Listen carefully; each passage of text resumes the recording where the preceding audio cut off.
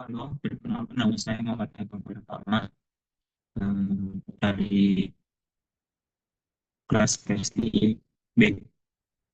Hari ini saya akan membahas tentang peran sistem informasi, strategis, dan teknologi informasi dalam meningkatkan keunggulan kompetitif perusahaan di era globalisasi dan digital.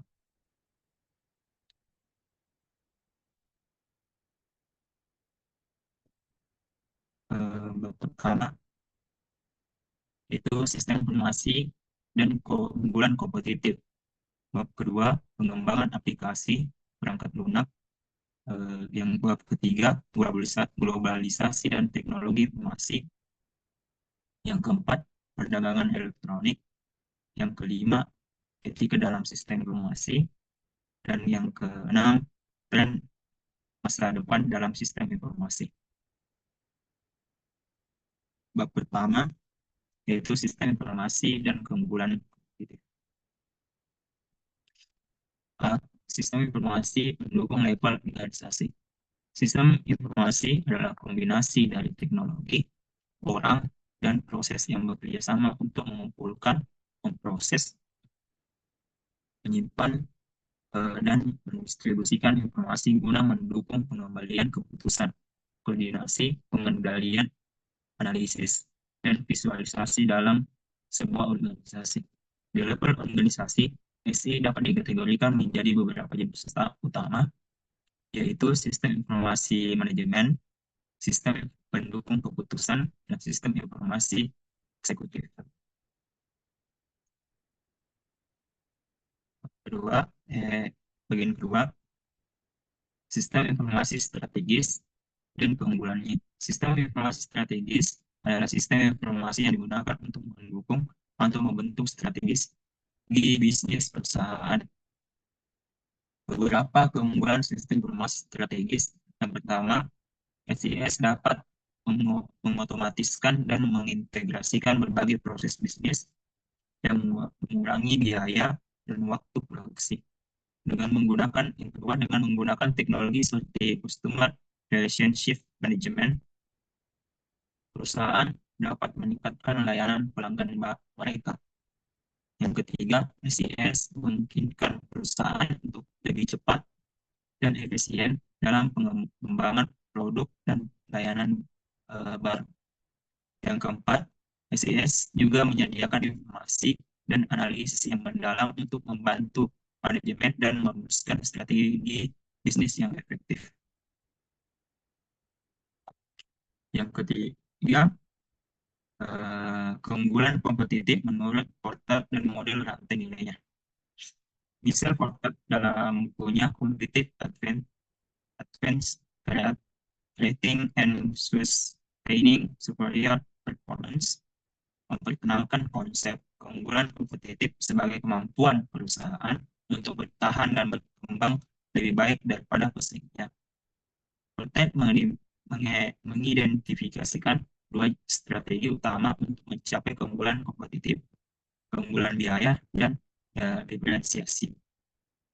Porter juga mengembangkan model rantai nilai yang membagi aktivitas bisnis menjadi dua kategori utama, yaitu aktivitas utama dan aktivitas pendukung. Eh, Bagian keempat, bagaimana teknologi informasi membantu perusahaan dalam meningkatkan posisi uh, kompetitif. Yang pertama, TI dapat mengotomatiskan banyak tugas rutin dan manual, mengurangi biaya dan waktu yang dibutuhkan untuk menyelesaikan tugas-tugas. TI menyediakan alat analisis data yang kuat dan memungkinkan perusahaan untuk mengumpulkan dan menganalisis data dalam jumlah besar. TI memungkinkan komunikasi yang lebih efisien dan kolaborasi yang lebih baik antar tim dan departemen. TI mempercepat siklus inovasi dengan menyediakan alat dan teknologi yang diperlukan untuk mengembangkan produk dan layanan baru. Ada yang kelima, 5 strategi perusahaan dalam mencapai keunggulan itu. Yang pertama, strategi kepemimpinan biaya. Strategi kepemimpinan biaya berusaha untuk menjadi produsen dengan biaya terendah di industrinya. Perusahaan yang menggunakan strategi ini fokus pada efisiensi operasional, skala ekonomi, dan pengurangan biaya. Yang kedua, strategi diferensiasi. Strategi ini untuk menawarkan produk atau layanan yang unik dan bernilai lebih tinggi bagi pelanggannya. Diferensiasi dapat dicapai melalui inovasi, kualitas produk yang superior, layanan pelanggan yang unggul, atau merek yang kuat. Yang ketiga, strategi fokus biaya. Strategi fokus biaya mirip dengan kepemimpinan biaya, tapi perusahaan menargetkan segmen pasar tertentu. Mereka berusaha menjadi produsen dengan biaya terendah di segmen tersebut. Yang keempat, strategi fokus diferensiasi. Strategi fokus diferensiasi menargetkan segmen pasar tertentu dan berusaha menawarkan produk atau layanan yang sangat berbeda dari pesaing di segmen tersebut. Yang kelima, strategi inovasi berfokus pada pengembangan teknologi baru atau proses bisnis yang secara signifikan meningkatkan efisiensi atau kualitas produk. Oke, yang keenam, pengelolaan sumber informasi dan peran Departemen Sistem Informasi serta pengguna akhir. Pengelola sumber informasi melibatkan serangkaian aktivitas yang mencakup pengumpulan, penyimpanan, pengelolaan, dan distribusi informasi. Tujuannya adalah untuk memastikan bahwa data yang tepat tersebut untuk orang yang tepat pada waktu yang tepat. Departemen Sistem Informasi bertanggung jawab atas pengelolaan infrastruktur TI dan penyediaan layanan TI dalam organisasi. Tugas utama DSI meliputi perencanaan dan pengimplementasian strategi TI, menyediakan dukungan teknis dan pengelolaan keamanan informasi. Pengguna aktivitas pengguna aktif adalah individu atau departemen yang menggunakan sistem informasi untuk melakukan tugas sehari-hari. Peran mereka meliputi memasukkan dan memproses data, mengambil keputusan berbasis data, dan memberikan umpan balik. Bab kedua, pengembangan aplikasi perangkat lunak. Pertama, proses pengembangan aplikasi perangkat lunak baru. Pengembangan aplikasi perangkat lunak baru terdiri dari serangkaian tindakan yang diperlukan untuk merancang, membuat, menguji, dan memelihara perangkat lunak. Proses ini biasanya dibagi menjadi beberapa tahap utama dan biasanya dilakukan sesuai dengan metodologi pengembangan perangkat lunak seperti Agile, Waterfall, atau DevOps. Tahapan umum dalam pengembangan aplikasi perangkat lunak melalui beberapa tahap berupa yang pertama, tahapan pengembangan aplikasi perangkat lunak, model pengembangan perangkat lunak, tim pengembangan perangkat lunak, quality assurance, proyek pengembangan perangkat lunak. Tahap pengembangan aplikasi perangkat lunak pertama, analisis kebutuhan yang menyangkut pengumpulan kebutuhan, dokumentasi kebutuhan, dan validasi kebutuhan. Yang kedua, perencanaan yang menyangkut penentuan proyek, manajemen risiko, dan penjadwalan. Terus yang ketiga, desain sistem yang menyangkut desain arsitektur, desain detail, dan prototyping. Yang keempat, implementasi yang mencakup pengkodean atau coding dan versi dan kontrol sumber. Terus yang kelima, pengujian yang menyangkut unit testing. Kedua, integration testing. Yang ketiga, sistem testing. Dan keempat, acceptance testing. Dan terus yang keenam, development yang mencakup release management. Terus yang kedua, deployment. Terus yang ketujuh, pemeliharaan yang mencakup perbaikan bug, peningkatan, dan perbaruan atau update. Model pengembangan perangkat lunak. Yang pertama, model prototyping melibatkan pengembangan prototype. tipe sistem yang akan dikembangkan dan menguji prototipe oleh pengguna. Yang kedua, model waterfall melibatkan pengembangan sistem yang akan dikembangkan dalam tahap yang terpisah, mulai dari analisis kebutuhan hingga implementasi. Yang ketiga, model agile melibatkan pengembangan sistem yang akan dikembangkan dalam tahapan yang berulang dan fokus pada kebutuhan pengguna dan perubahan yang terjadi selama pengembangan. Tim pengembangan perangkat lunak yaitu pengembang atau developer, analisis bisnis atau bisnis uh, analisis, tester, dan desain. Terus dan teknologi. Target development in the environment, version control system, database, dan bahasa pemrograman. Quality assurance, proses memastikan bahwa sistem yang akan dibangun memenuhi standar kualitas yang tinggi dikenal sebagai keamanan kualitas. Pertama, pengajuan fungsional, metode yang digunakan untuk memastikan bahwa sistem dapat berfungsi dengan baik. Yang kedua, pengajuan informasi, metode yang digunakan untuk memastikan bahwa sistem dapat berfungsi dengan baik dalam skala besar. Yang ketiga, pengajuan keamanan, metode yang digunakan untuk memastikan bahwa sistem dapat berfungsi dengan baik dalam skala besar. Proyek pengembangan perangkat lunak, analisis kebutuhan, perencanaan, desain, pengembangan, pengujian, dan implementasi adalah beberapa tahapan yang saling terkait yang terlibat dalam proyek pengembangan perangkat lunak. Tim pengembangan harus memastikan bahwa sistem yang akan dikembangkan memenuhi kebutuhan pengguna dan memenuhi standar kualitas yang tinggi. Bagian B, perbedaan antara metodologi pengembangan perangkat lunak. Metodologi pengembangan perangkat lunak digunakan untuk mengatur, merancang, dan mengelola proses pengembangan sistem informasi. Setiap metodologi memiliki kelebihan dan kekurangan. Yang pertama, waterfall. Yang kedua, Agile. Yang ketiga, Scrum.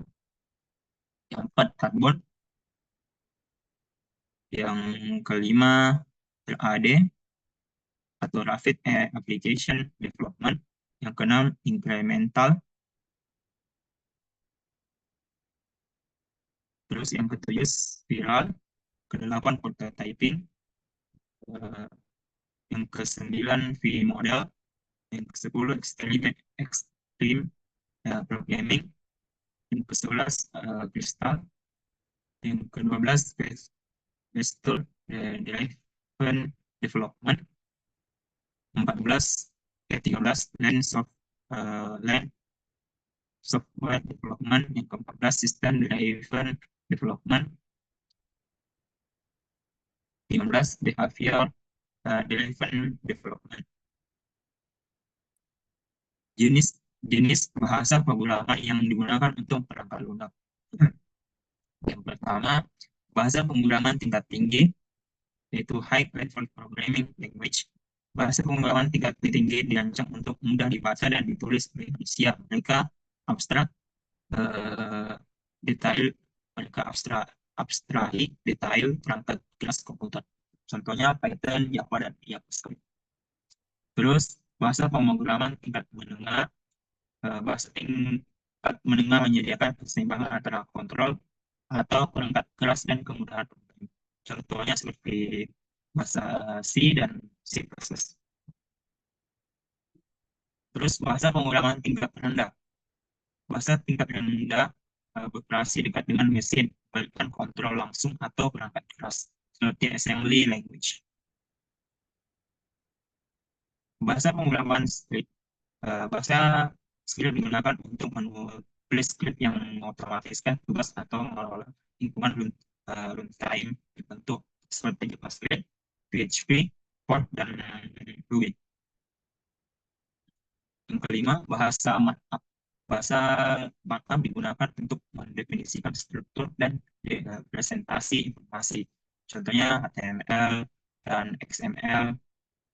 Terus yang keenam, bahasa pemrograman fungsional atau Functional Programming Language.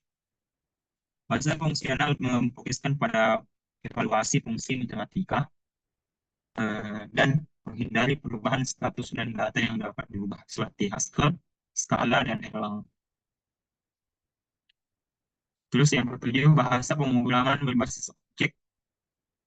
Bahasa berbasis objek berfokus pada objek yang merupakan instansi dan kelas yang berisi data dan metode, seperti Java dan Python. Terus yang kedelapan, bahasa pemrograman logika. Bahasa logika digunakan untuk mendeklarasikan fakta dan aturan yang dapat digunakan untuk mengotomatiskan inferensi logika. Contohnya Paulo. Terus yang kesembilan, bahasa pemrograman paralel. Bahasa paralel digunakan untuk mengembangkan perangkat lunak yang berjalan pada sistem multiprosesor. Contohnya seperti CUDA dan OpenCL. Terus beberapa masalah seputar pengembangan sistem web dan aplikasi seluler. Masalah dalam pengembangan sistem web, kombinasi browser, responsivitas, kecepatan dan performa. Keempat, keamanan. Kelima, manajemen konten. Yang keenam, search engine optimization. Masalah dalam pengembangan aplikasi seluler. Yang pertama, kompatibilitas perangkat. perangkat. Yang kedua, fragmentasi sistem operasi. Yang ketiga, kinerja dan konsumsi baterai. Keempat, keamanan aplikasi. Yang kelima, pengalaman penggunaan UX. Enam, distribusi dan pembaruan. Tujuh, konektivitas dan sinkronasi data. Empat, kebijakan implementasi utama. Untuk memastikan bahwa proses dan proyek berjalan dengan lancar dan mencapai tujuan yang diinginkan, organisasi menerapkan pedoman dan aturan yang dikenal sebagai kebijakan implementasi. Yang pertama, kebijakan manajemen proyek. Kebijakan ini mengatur bagaimana proyek direncanakan dan dilaksanakan, dipantau, dan diselesaikan. Tujuan utama untuk memastikan bahwa proyek diselesaikan tepat waktu, sesuai anggaran, dan memenuhi standar kualitas yang ditetapkan. Komponennya yaitu perencanaan, pengelolaan proyek, pengendalian proyek. Terus kebijakan keamanan informasi. Kebijakan ini bertujuan untuk melindungi informasi organisasi dari ancaman penyimpangan dan insiden keamanan info komponen, yaitu akses kendali, pengelolaan ancaman dan penentangan, pelatihan dan kesadaran kebijaksanaan penggunaan insiden.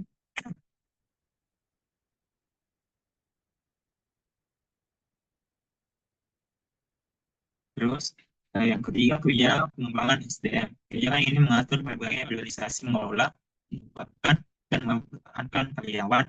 Tujuannya untuk memastikan bahwa tenaga kerja yang kompeten, bermutasi, dan sejahtera. Komponennya yaitu rekrutmen dan seleksi, pelatihan dan pengembangan, pengendalian proyek, observasi dan kebijakan. Yang keempat, kebijakan pengelolaan teknologi informasi. Kebijakan ini memastikan bahwa pengguna teknologi informasi dalam organisasi mendukung tujuan bisnis dan dilakukan dengan cara yang efisien, aman, dan sesuai dengan regulasi. Komponennya itu rencana TI, perencanaan TI, pengelolaan infrastruktur TI, layanan TI, dan kepatutan dan audit TI.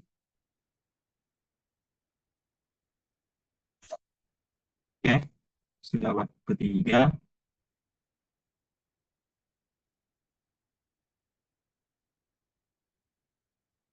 itu globalisasi dan teknologi informasi. Eh, Globalisasi adalah proses yang mencangkup sebab arus dan akibat dari integrasi transnasional dan infrastruktur oleh kegiatan manusia dan juga non-manusia. Peran TI dalam globalisasi. Yang pertama, percepat pertukaran informasi dan sehingga produk, sehingga meningkatkan saling ketergantungan aktivitas ekonomi antar negara yang diakibatkan oleh pengembangan infrastruktur transportasi dan teknologi telekomunikasi. Yang kedua, meningkatkan kesadaran globalisasi sebab sebab perkembangan media massa yang memungkinkan konsumsi pengalaman budaya yang beragam sehingga terjadi peningkatan interaksi kultural. Yang ketiga, pengembangan komunikasi global sehingga memungkinkan interaksi antar individu di satu lokasi dengan orang lain di belahan dunia lain. Yang keempat, meningkatkan pengaruh perusahaan multinasional oleh pengaruh pasar dan ekonomi di negara berbeda yang saling bergantungan. Ketiga, masalah yang dialami perusahaan saat menghadapi ekonomi global. Yang pertama, komplementasi manajemen. Ekonomi global memiliki jangkauan yang universal, sehingga personalnya pun lebih luas. Yang kedua, pengaruh teknologi dan digitalisasi. Teknologi yang terus berusaha berubah sehingga berkembang menyebabkan perusahaan harus beradaptasi agar tetap mampu dalam berkompetisi. Yang yang ketiga, ketergantungan sumber daya. Perusahaan multinasional lebih nasional tentu membutuhkan lebih banyak sumber daya sehingga bergantung kepada sumber daya ataupun tenaga kerja yang terbatas. Yang keempat, cyber security. Semakin besar perusahaan, maka semakin luas juga arah ancaman yang mungkin datang. Salah satu ancaman terbesar adalah keamanan data perusahaan. Pencurian data perusahaan dapat membahayakan perusahaan jika digunakan oleh kompetitor. Yang terakhir, perusahaan harus mempertimbangkan pengaruh ekonomi global seperti krisis keuangan, perubahan pasar, dan perubahan kebijakan ekonomi.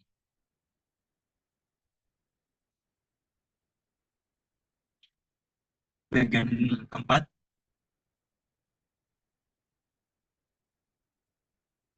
kesenjangan digital. Kesenjangan itu merupakan kesenjangan antara yang kaya teknologi dan yang miskin teknologi.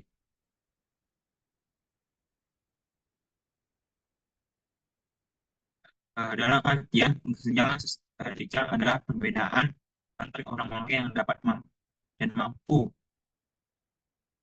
mengakses teknologi dengan orang yang tidak dapat mengakses teknologi. Yang pertama, penggunaan media digital.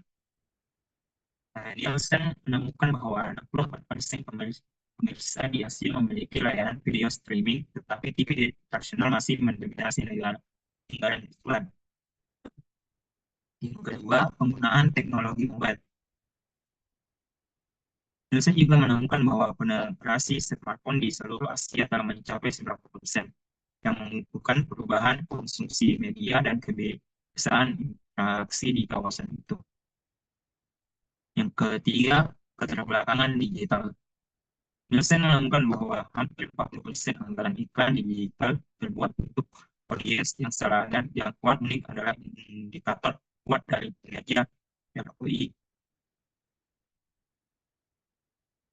Terus bab kelima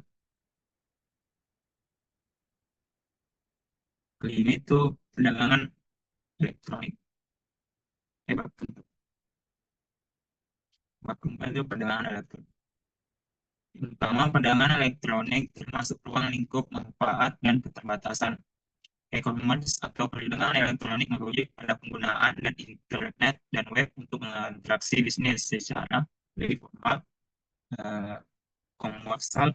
Komersial adalah tentang menyediakan transaksi komersial secara digital baik antara organisasi dan individu. Manfaat komersial bagi perusahaan yang pertama, eh, perluas jangkauan pasar. E-commerce memungkinkan perusahaan untuk menjangkau pasar yang lebih luas, baik dalam negeri maupun global, tanpa perlu membuka toko fisik di setiap lokasi. Yang ke bagian kedua, efisiensi biaya setiap tempat. Dengan memiliki toko online, perusahaan tidak perlu lagi membangun toko di satu area untuk menjangkau target pasar baru, menghemat biaya sewa tempat. Yang ketiga, efisiensi biaya operasional. E-commerce menghemat biaya operasional dengan tidak perlu melengkapi gerai, membayar sewa, atau mempekerjakan pekerja. Yang bagian keempat, proses transaksi lebih cepat. E-commerce memungkinkan pelanggan untuk berbelanja lebih cepat dan mudah, menghemat waktu, menemukan barang yang mereka inginkan. Yang kelima, pendaftaran toko dan produk mudah. Yang e-commerce memudahkan proses pendaftaran toko dan produk sehingga perusahaan dapat lebih cepat dan mudah memasarkan produknya.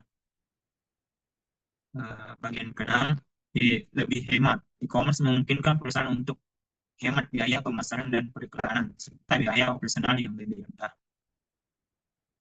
Bagian ketujuh, pelanggan lebih lebih e-commerce memungkinkan perusahaan untuk menjangkau pelanggan yang lebih luas dan meningkatkan loyalitas pelanggan dengan berbagai fitur dan layanan yang tersedia. Manfaat e-commerce bagi pelanggan. Yang pertama, fleksibilitas pengiriman.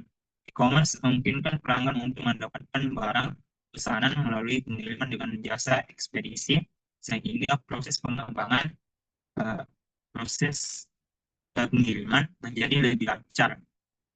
Yang kedua, kemudahan pembayaran dan catatan transaksi. E-commerce menyediakan beragam metode pembayaran seperti transfer bank, kartu kredit, e-wallet, dan pembayaran digital lainnya. Ini memudahkan pelanggan dalam memiliki cara pembayaran yang paling nyaman bagi mereka. Selain itu, pelanggan juga dapat catatan transaksi yang lengkap dan mudah diakses. Bagian ketiga, akses ke produk yang lebih beragam. Melalui e-commerce, pelanggan memiliki akses ke berbagai produk dan seluruh dunia yang mungkin tidak tersedia di toko fisik lokal. Ini memberikan pelanggan lebih banyak pilihan dan kesempatan untuk menemukan produk yang lebih sesuai dengan kebutuhan dan preferensi mereka. Terus bagian keempat, harga yang lebih kompetitif. E-commerce sering menawarkan harga yang lebih kompetitif dibanding toko fisik, karena penjual dapat menghemat biaya operasional. Selain itu, pelanggan juga dapat dengan mudah membandingkan harga dan berbagai penjual untuk mendapatkan penawaran terbaik. Yang kelima, kemudahan akses dan kenyamanan berbelanja. E-commerce memungkinkan pelanggan untuk berbelanja kapan saja dan di mana saja hanya dengan perangkat yang terhubung ke internet. Ini memberikan kenyamanan lebih karena pelanggan tidak perlu mengunjungi toko fisik, menghemat waktu dan usaha. Terus keterbatasan e-commerce. Di samping banyak manfaat dan keuntungan, e-commerce memiliki beberapa keterbatasan teknologi yang perlu dipertimbangkan. Salah satu keterbatasan tersebut adalah tidak adanya standar yang diterima secara universal untuk kualitas dan keamanan. Hal ini berarti perusahaan harus berinvestasi dan dalam teknologi dan prosedur yang lebih baik untuk memastikan keamanan transaksi. Selain itu, keterbatasan baterai telekomunikasi juga dapat menyebabkan hambatan dan pengiriman data dan transaksi. Oleh karena itu, perusahaan harus berinvestasi dan dalam infrastruktur yang lebih baik untuk memastikan kualitas pengiriman data. Yang keenam, keterbatasan dalam teknologi juga dapat menjadi hambatan bagi e-commerce. Salah satu contohnya adalah masalah keamanan dan privasi. Masalah ini dapat membuat pelanggan ragu untuk membeli produk secara online. Oleh karena itu, perusahaan harus berinvestasi dalam strategi pemasaran yang lebih baik untuk meningkatkan kepercayaan pelanggan. Selain itu, beberapa pelanggan yang membutuhkan untuk merasa dan menyentuh produk sebelumnya membelinya, sehingga e-commerce harus menawarkan fitur yang memungkinkan pelanggan untuk melihat dan memahami produk sebelum membelinya. Kedua, keterbatasan lainnya adalah beberapa pelanggan yang tidak percaya pada transaksi yang tidak menggunakan kertas dan tidak bertatap muka. Hal ini berarti perusahaan harus berinvestasi dalam strategi pemasaran yang lebih baik untuk meningkatkan kepercayaan pelanggan. Selain itu, meningkatkan penipu online juga dapat menjadi hambatan bagi beberapa pelanggan untuk menggunakan e-commerce. Oleh karena itu, perusahaan harus berinvestasi dalam teknologi keamanan yang lebih baik untuk memastikan keamanan transaksi. Perbedaan antara perdagangan elektronik murni dan persim. Perdagangan elektronik murni adalah transaksi elektronik yang eh, hanya melibatkan pemesanan dan pembayaran melalui internet. Sedangkan perdagangan elektronik parsial adalah transaksi elektronik yang melibatkan pemesanan yang bayar melalui internet, serta interaksi langsung antar pelanggan dan penjual. Perdagangan elektronik murni, kelebihannya efisiensi biaya. Perdagangan elektronik murni dapat menghemat biaya operasional karena tidak perlu membuka toko fisik dan menghabiskan biaya tenaga kerja. Yang kedua, lebih cepat. Perdagangan elektronik murni dapat memungkinkan pelanggan untuk membeli produk dengan lebih cepat dan mudah karena proses transaksi dapat diselesaikan secara online. Yang ketiga, lebih luas. Perdagangan elektronik murni dapat memungkinkan penjual untuk menjangkau pasar yang lebih luas karena tidak terbatas oleh lokasi fisik. Namun, perdagangan elektronik murni juga memiliki beberapa kelemahan seperti tidak adanya interaksi langsung. Perdagangan elektronik murni tidak memungkinkan pelanggan untuk berinteraksi langsung dengan penjual sehingga dapat menyebabkan kesulitan dan pengembalian produk atau menyelesaikan masalah. Yang kedua, tidak adanya pengalaman fisik. Perdagangan elektronik murni tidak memungkinkan pelanggan untuk merasa produk secara langsung sehingga dapat menyebabkan kesulitan dan memutuskan produk yang tepat. Bagian C, bentuk-bentuk perdagangan elektronik.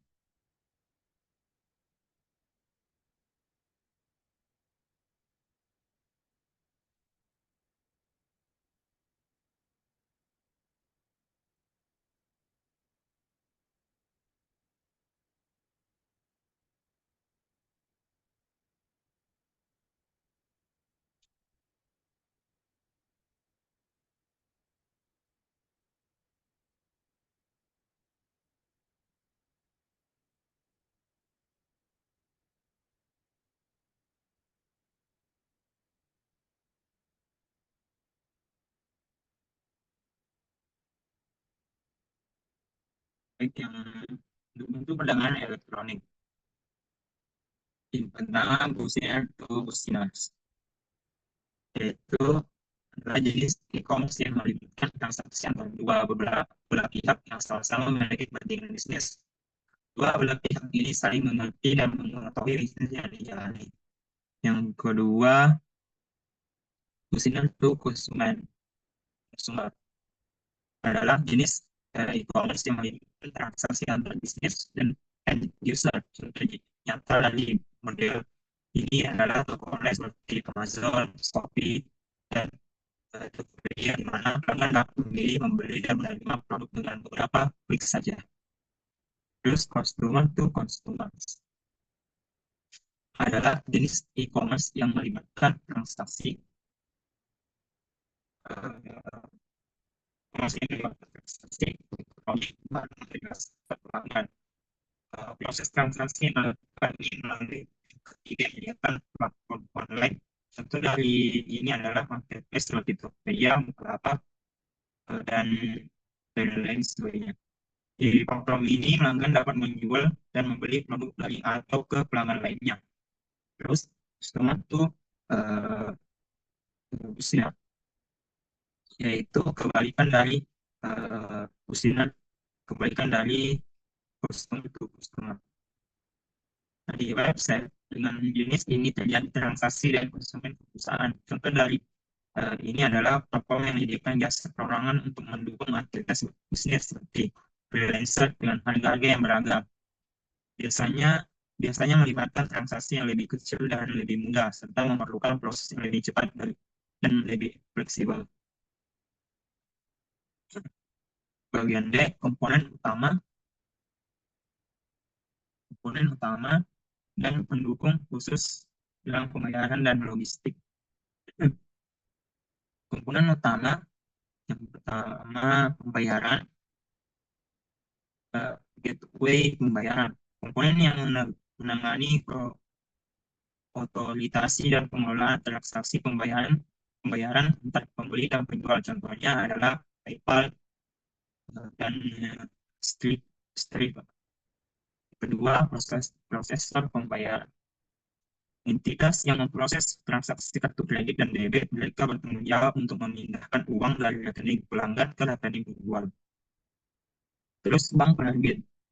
Bank yang mengeluarkan kartu kredit atau lebih lebih kepada pelanggan, mereka memverifikasi dan menyetujui transaksi yang dilakukan oleh pemegang kartu. Yang keempat, bank acquirer. Bank atau pengembangan keuangan yang memproses pembayaran untuk pedagang dan menerima dana dan transaksi kartu kredit atau debit. Terus logistik, manajemen rantai pasokan, koordinasi semua aplikasi yang lebih dalam proses pengiriman dan pengelolaan produk dari pemasukan ke konsumen. Yang kedua, manajemen gudang. Sistem yang mengelola penyimpanan, pemeliharaan, dan pengiriman barang di gudang. Terus yang ketiga, distribusi dan pengiriman. Proses mengirim produk dari gudang atau pusat distribusi ke pelanggan akhir. Terus yang keempat, pemantauan dan pelacakan. Sistem yang digunakan untuk melacak status dan lokasi pengiriman barang secara real time. Komponen pendukung. Pertama, pembayaran, keamanan pembayaran, autentikasi dua faktor, lapisan tambahan keamanan untuk memastikan bahwa hanya pengguna yang dapat melakukan transaksi. Yang,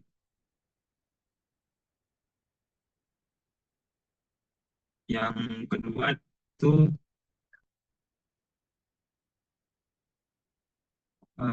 manajemen pelanggan, eh, tim atau sistem yang menyediakan dukungan bagi pelanggan terkait dengan transaksi pembayaran. Yang terus yang ketiga, analisis pembayaran, eh, sistem yang menganalisis dan mentransaksi untuk mengidentifikasi dan mengurangi risiko penipuan atau kegagalan transaksi. Logistik, yang pertama, optimasi rute, perencanaan optimasi rute, algoritma dan sistem yang menentukan rute pengiriman terbaik berdasarkan faktor-faktor seperti jarak, waktu, dan biaya. Terus yang kedua, teknologi IoT atau Internet of Things. Penggunaan sensor IoT untuk melacak lokasi dan kondisi barang secara selama pengiriman. Terus manajemen transportasi, sistem perangkat lunak yang membantu perencanaan, melaksanakan dan mengoptimalkan pengiriman barang. Terus bagian E, beberapa masalah etika dan hukum berkaitan dengan e-commerce. Yang pertama, etika dan transaksi e-commerce. Kredibilitas yang tinggi didukung dengan etika bisnis wajib diikuti eh, tiap pelaku bisnis dan pelaku transaksi. Setiap agen komersial dan perusahaan online, perusahaan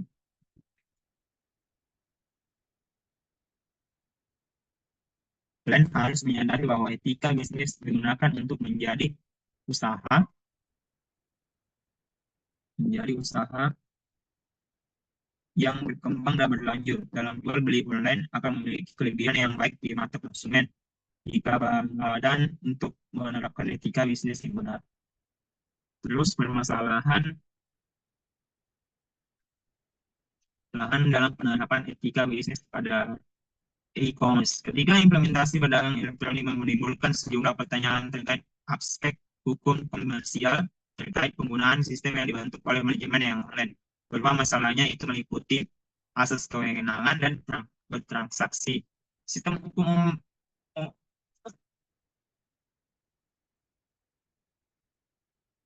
Beberapa masalah ini meliputi asas pelibatan saksi, sistem hukum yang umumnya meliputi akses kewenangan yang bertransaksi. Bagian 2, dalam perdagangan ini pun akan merupakan bukti kesepakatan bagi para pihak dan melakukan transaksi jual beli tersebut. Bagian ketiga, perlindungan pelanggan dan melindungi pelanggan itu merupakan komponen yang sangat penting dalam kebersihan e-commerce yang kita jalani. Terus modal hukum e-commerce. Dalam modal hukum perdagangan elektronik, merujuk pada referensi internasional yakni Universal Model Law on Electronic Commerce tahun 1996. Dokumen referensi yang berisi modul hukum untuk transaksi elektronik, salah satu konvensi internasional Perserikatan Bangsa-Bangsa. Modul ini disetujui oleh resolusi nomor 51 tanggal 16 Desember 1996. Sorotan dan undang-undangan model unsitral tentang perdagangan elektronik meliputi pengakuan hukum atas pesan data. Yang kedua, melakukan pengakuan signatur elektronik. Yang ketiga, adanya pengakuan atas orisinalisasi data message. Yang keempat, data message dapat memenuhi syarat pembuktian hukum. Terus yang kelima, data message sebagai pengakuan atas dokumentasi.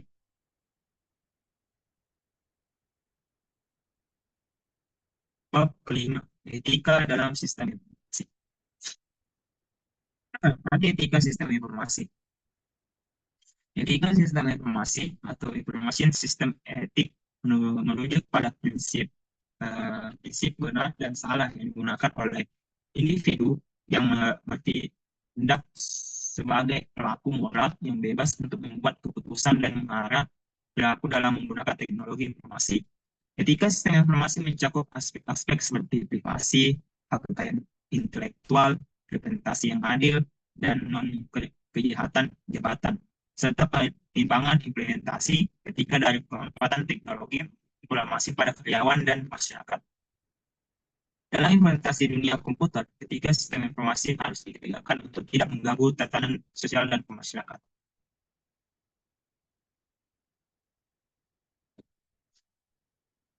Kode etik, kelebihan dan kekurangan. Arti kode etik itu sendiri adalah suatu set standar moral yang diterapkan dalam suatu organisasi, profesi, atau industri untuk mengarahkan perilaku dan keputusan para anggotanya. Kode etik ini berisi prinsip-prinsip yang dianggap benar dan salah, serta pedoman yang digunakan untuk memutuskan apa yang harus dilakukan, apa yang tidak boleh dilakukan. Kelebihan yang pertama yaitu mengarahkan perilaku. Kode etik membantu mengarahkan perilaku para anggota organisasi agar sesuai dengan standar moral yang telah ditetapkan. Yang kedua, meningkatkan kesadaran. Kode etik meningkatkan kesadaran para anggota yang tentang implikasi etis dan keputusan dan tindak mereka. Yang ketiga, mengurangi konflik. Kode etik membantu mengurangi konflik yang timbul dari perbedaan pendapat dan nilai-nilai yang berbeda. Bagian keempat, meningkatkan kepercayaan. Kode etik meningkatkan kepercayaan masyarakat terhadap organisasi dan profesi. Terus kekurangannya, keterbatasan. Kode etik tidak dapat menjamin bahwa para anggota atau selalu mengikuti standar moral yang telah ditetapkan. Yang kedua, ketergantungan pada kesadaran. Kode etik bergantung pada kesadaran para anggota untuk memahami dan mengikuti standar moral yang telah ditetapkan. Yang ketiga, keterbatasan dalam mengatasi konflik. Kode etik tidak dapat menjamin bahwa konflik yang timbul dapat segera diatasi.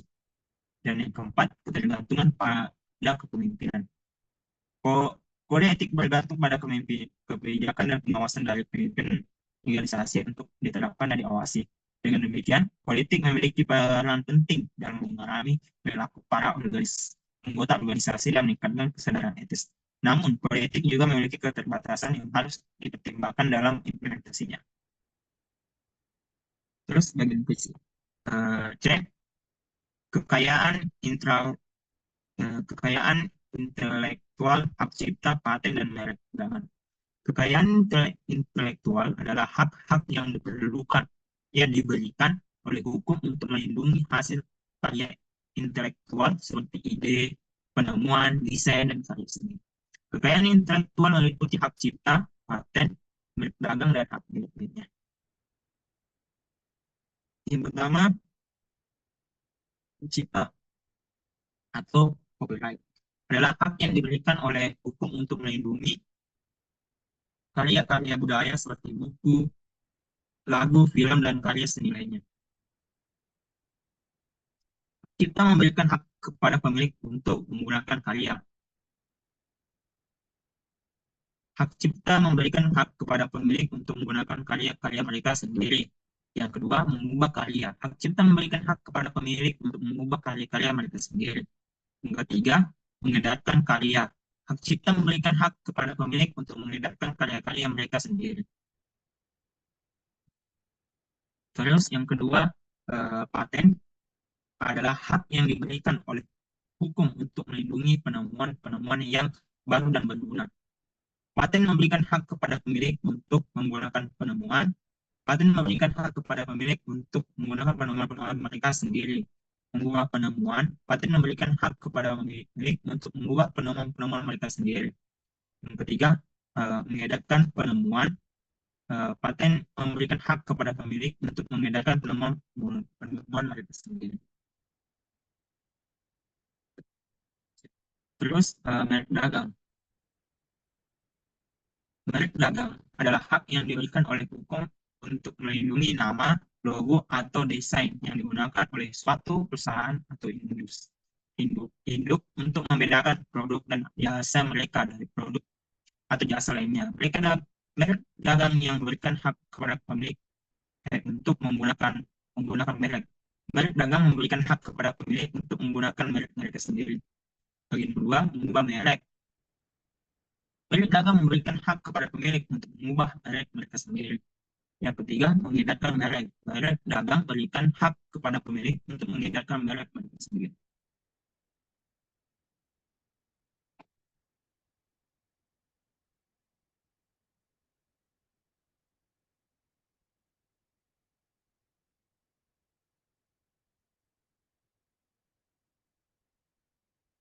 Ilmu yang diberikan oleh hak cipta, paten, dan merek dagang. Yang pertama, hak untuk menggunakan karya, nama, atau merek tanpa hak milik lainnya. Yang kedua, hak untuk mengubah karya, temuan, atau merek tanpa hak milik lainnya. Yang ketiga, hak untuk mengedarkan karya, penemuan, atau merek tanpa hak milik lainnya. Yang keempat, hak untuk menghentikan penggunaan. Yang kelima, hak untuk menghentikan penggunaan karya, penemuan, atau merek tanpa hak milik lainnya yang tidak sah. Tantangan yang dibawa teknologi informasi ke privasi individu. Yang pertama, pertumbuhan data yang eksklusif. Pertumbuhan data yang eksklusif membawa tantangan etis yang signifikan, terutama terkait dengan data pribadi yang sangat sensitif. Data pribadi dapat terjebak dalam arus data besar, meningkatkan risiko pelanggaran privasi. Oleh karena itu, perlu adanya pemikiran etis dan cara dalam data dikumpulkan, disimpan, dan digunakan. Yang kedua, teknologi pelacakan dan pemantauan. Teknologi pelacakan atau pemantauan lebih telah mencapai tingkat kecanggihan yang memungkinkan individu untuk dilacak dan segala hak jika muncul dan penilaian sejauh mana pemantauan dapat dilakukan tanpa pengorbanan privasi. Ini menimbulkan perdebatan tentang batas yang harus diterapkan untuk menjaga keseimbangan antara manfaat teknologi dan hak privasi individu. Yang keempat, pengelolaan big data dan analisis prediksi.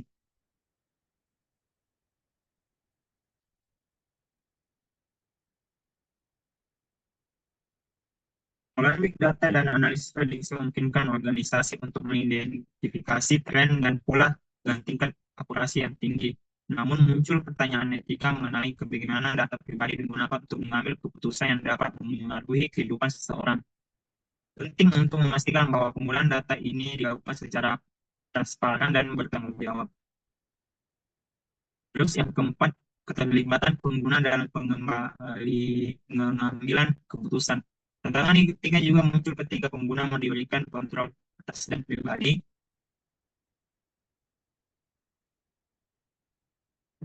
mereka. Banyak pengguna mungkin tidak memahami implikasi dari keputusan yang mereka buat terkait data mereka. Oleh karena itu, edukasi dan transparansi mengenai penggunaan data sangat penting untuk membantu pengguna untuk membuat keputusan yang lebih bijaksana. 5. Permasalahan keamanan dan pelanggaran data. Pelanggaran, pelanggaran data dan serang cyber dapat mengakibatkan kebocoran informasi pribadi yang serius. Etika datang dalam pertanyaan ketika informasi pribadi yang serius, etika datang dalam pertanyaan ketika kita membahas pengembangan organisasi atau aspek pelanggaran data.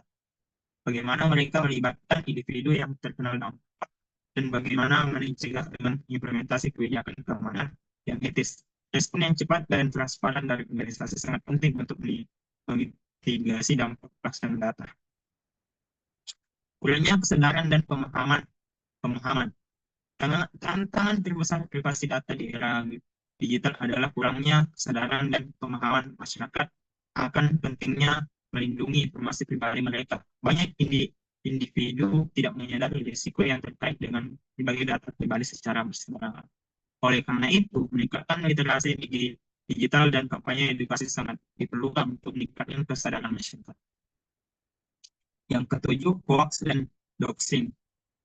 Maraknya hoax dan doxing dapat menyebabkan data pribadi meliputi disebarkan tanpa izin mereka.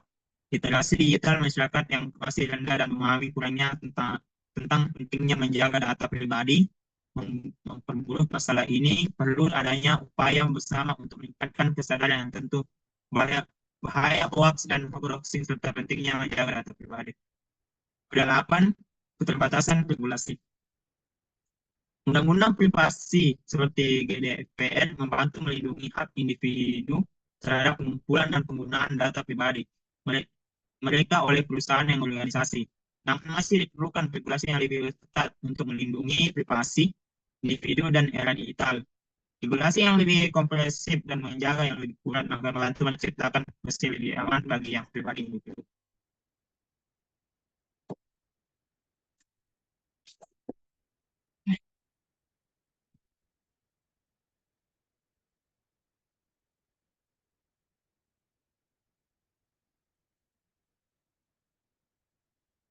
Oke, bab keenam yaitu tren masa depan dalam sistem informasi.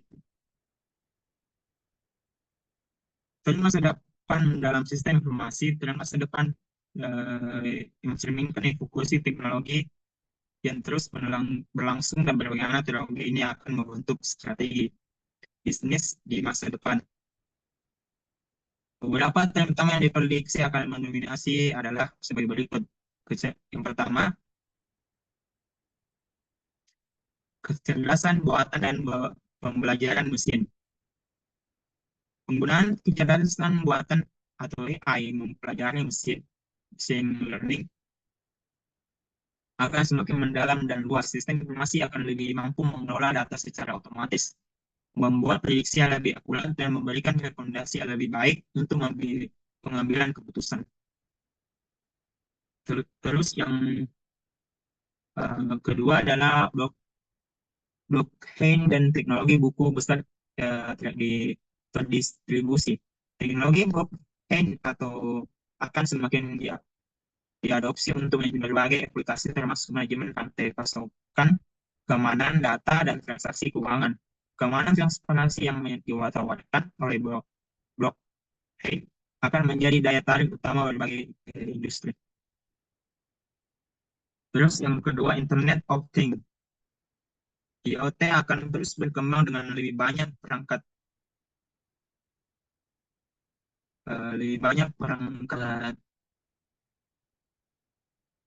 yang terhubung,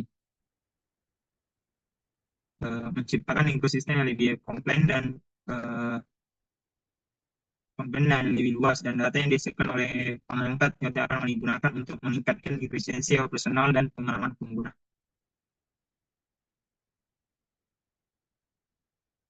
Terus komputasi awan. Tren menuju adopsi klon atau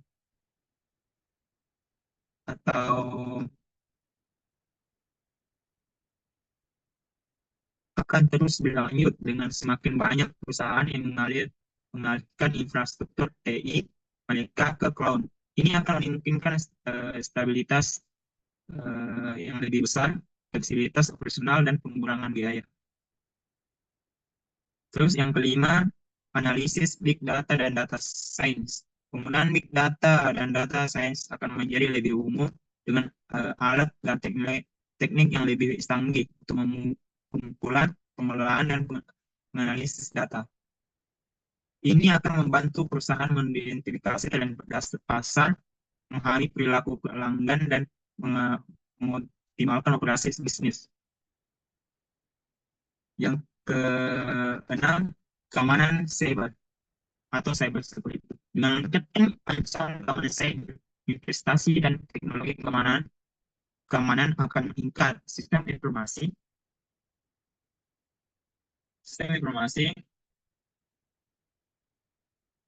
uh, akan dilengkapi dengan lapisan keamanan yang lebih kompleks untuk melindungi data dan memastikan interaksi informasi.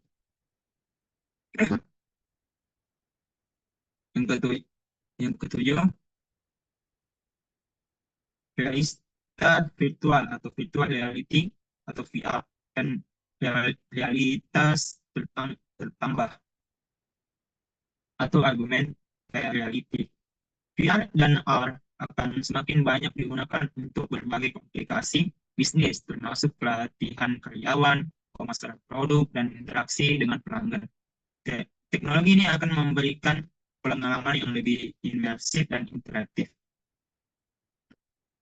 Yang kedelapan, kota pintar atau smart city. Pengembangan kota pintar akan menggunakan sistem informasi untuk mengelola infrastruktur kota, layanan publik, dan sumber daya secara lebih efisien. Teknologi ini akan membantu menciptakan lingkungan perkotaan yang lebih berkelanjutan dan nyaman. Yang kesembilan, 5G dan jaringan komunikasi masa depan. Penerapan teknologi 5G akan membuka peluang baru untuk sistem informasi dengan kecepatan transfer data yang lebih tinggi dan latensi yang lebih rendah. Ini akan mendukung aplikasi real time yang lebih canggih dan interaktif, serta meningkatkan kuantifikasi untuk perangkat IoT. Tren ini menunjukkan bagaimana sistem informasi akan terus berkembang dan memainkan peran yang semakin penting dalam strategi bisnis perusahaan. Dengan mengikuti mengadopsi tren-tren ini, perusahaan dapat meningkatkan daya saing mereka dan tetap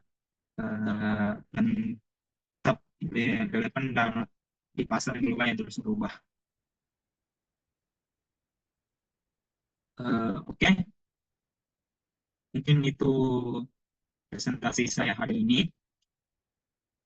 Kesimpulannya yaitu di era globalisasi dan digitalisasi, sistem informasi strategis atau SI dan teknologi informasi ATI berperan krusial dalam meningkatkan keunggulan kompetitif perusahaan. SIS mendukung level organisasi, menerapkan strategi kompetitif, filter, dan mengelola informasi secara efektif. Yang mempercepat pengembangan perangkat lunak, mendukung globalisasi, dan memperluas perdagangan elektronik. Pentingnya etika dalam sistem informasi adalah informasi dan adaptasi terhadap tren teknologi masa depan menjadi kunci keberhasilan perusahaan di pasar global. Oke, terima kasih. Mungkin itu saja hasil presentasi saya dari Muhammad Edi Pratama dengan NIM H07123104. Itulah hasil kerja kelompok saya yang saya presentasikan hari ini.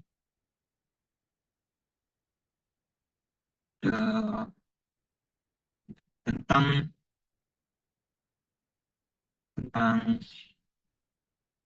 peran sistem informasi strategis dan teknologi informasi dalam meningkatkan keunggulan kompetitif perusahaan di era globalisasi dan digital. Dosen pengampu Dr. Andes Muhammad Hasbi, MSc.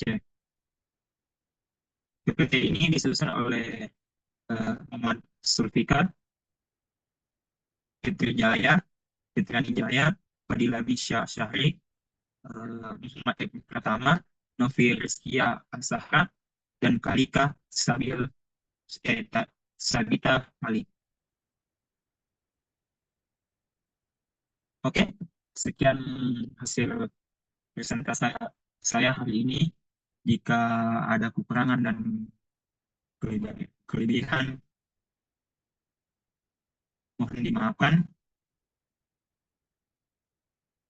Saya akhiri. Billahi wa taufiq wal hidayah. Wassalamualaikum warahmatullahi wabarakatuh. Sampai jumpa.